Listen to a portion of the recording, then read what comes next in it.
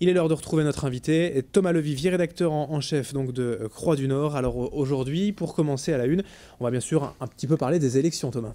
Oui, effectivement, nous sommes revenus dans cette édition sur les élections départementales dans le Nord et dans le Pas-de-Calais, et on propose un petit portrait de Jean-René Lecerf, qui est la personnalité qui a émergé de ces élections, nouveau président du Conseil départemental du Nord. On a interrogé deux de ses amis politiques, deux de ses adversaires, et finalement on a un peu du mal à faire dire du mal de ce Jean-René Lecerf à nos interlocuteurs. Il est reconnu comme travailleur, il est reconnu comme quelqu'un de convivial, d'ouvert. Les personnalités de gauche qu'on a interrogées ont été marquées par son appel au front républicain, qui a vraiment marqué les esprits. Peut-être l'homme du consensus finalement pour ce conseil départemental. Autre chose, on en a parlé également depuis ce matin sur Grande Île TV, les femmes entrepreneurs, c'est un dossier à la une cette semaine.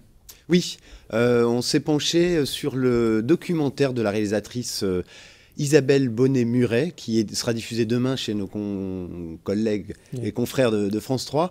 Ce documentaire s'appelle « Les femmes et l'entreprise ». Et cette réalisatrice s'est interrogée sur la notion de ce qu'elle appelle le plafond de verre, c'est-à-dire cette espèce de plafond invisible sur lesquels les femmes butent quand elles veulent avoir une ascension sociale en entreprise.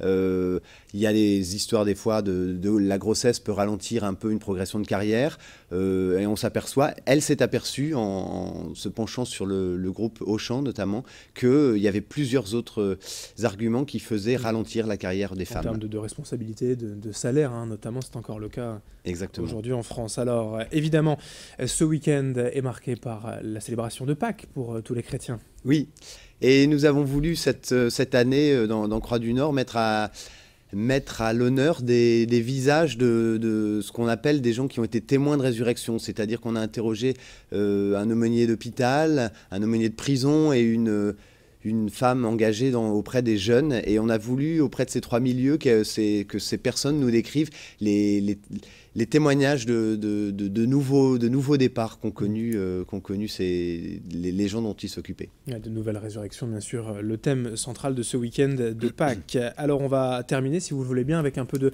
tourisme, la mise en lumière d'un patrimoine lillois, le Clarence Hôtel 5 étoiles, dans le Vieux-Lille. Oui, dans la rue de la Barre, dans le Vieux-Lille, une jeune Lilloise, Aurélie Vermès, vient d'acquérir ou a acquis il y a quelques mois un hôtel particulier qu'elle va transformer en hôtel un peu particulier, c'est-à-dire que dans cet hôtel, il n'y aura que 19 chambres. Elle a voulu donc miser sur la qualité. Nous sommes dans des prix de 5 étoiles. C'est des prix du haut de gamme, du très haut de gamme. Du très haut de gamme. Mais voilà, on a fait le focus sur cet établissement parce qu'il va être tenu par une Lilloise et ça va être un 5 étoiles à taille humaine et non pas une grande chaîne qui vient s'implanter dans la métropole. La visite guidée à quelques jours de l'ouverture, c'est donc cette semaine dans l'hebdomadaire Croix du Nord. Merci Thomas Levivier d'être venu donc ce vendredi matin nous présenter le programme de l'hebdomadaire. Merci Adrien.